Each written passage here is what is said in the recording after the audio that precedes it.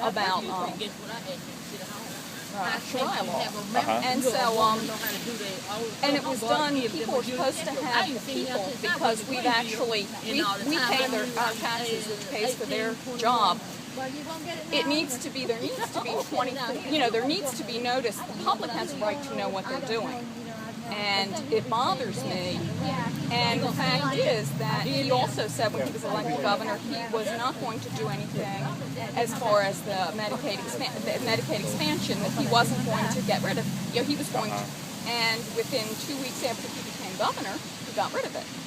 And he gave raises to his new staff in Raleigh, very large raises, saying, well, they have to be able to afford, have to be able to afford to live in Raleigh, but he's cutting unemployment. And he's correct. He's talking. Correct. And so basically, my problem is the fact that our governor has told out and out lies. He is claiming he's been at Moral Mondays. I've been at 5 Moral Mondays, and I believe that even with thousands of people, somebody would have recognized him and at the very least alerted Reverend Barber that he was in the audience. Just to go back for a second on the abortion bills. One hasn't come to his desk, I don't believe, so far. Right. So, I mean, is it fair to criticize him for something when he hasn't taken any action yet? The bottom line is that he could veto the bill. The ball is in his court right now.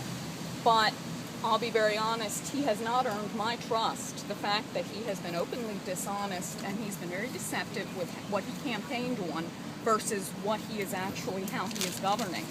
So, well, I mean, give me an example of that, how he's been deceptive. Well, he lied about being at Moral Mondays.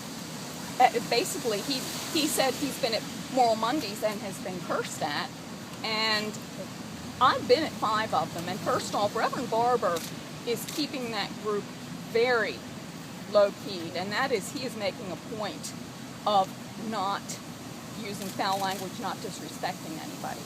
And as alert as the 3,000 people that have been in attendance, if Governor McCrory had been anywhere in Halifax, someone would have seen him and pointed it out. So he's being very disingenuous by saying he has actually been there. And he has said these people are outsiders. 98% of the people are from North Carolina. So he's very disingenuous.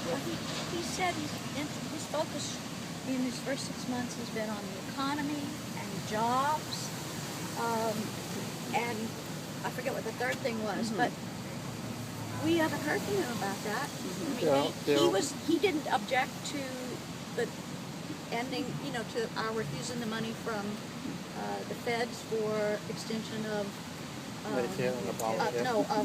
unemployment benefits, or oppose the legislature that voted to cut those benefits by a third, so that somebody who's unemployed with a family can get $300 a week, and that's it. It doesn't matter that he can't find a job, While giving raises to turned away $75 million to expand Medicaid, which would have added, thousands of jobs to North Carolina, as well as putting the $75 million into the economy. Same with unemployment benefits.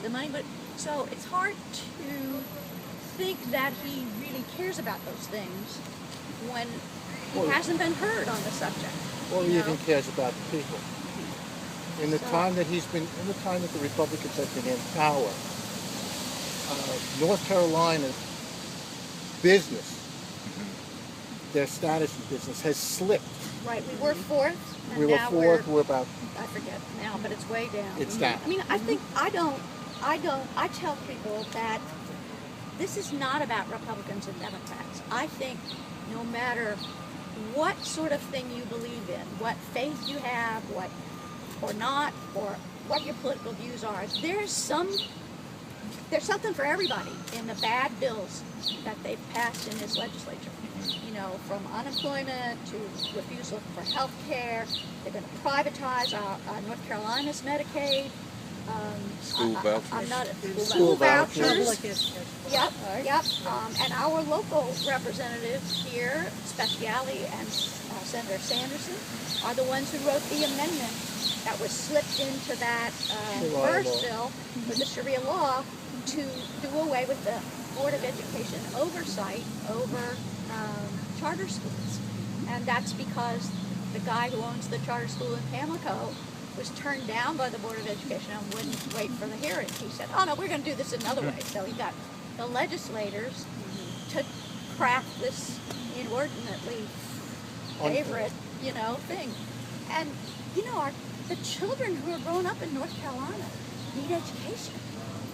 We don't need to, we're already 46th in teacher pay and Per student. and per student, or 48 in teacher pay. I mean, Do you mind if I get your name, please? not at all. Martha, M-A-R-T-H-A, Uh-huh.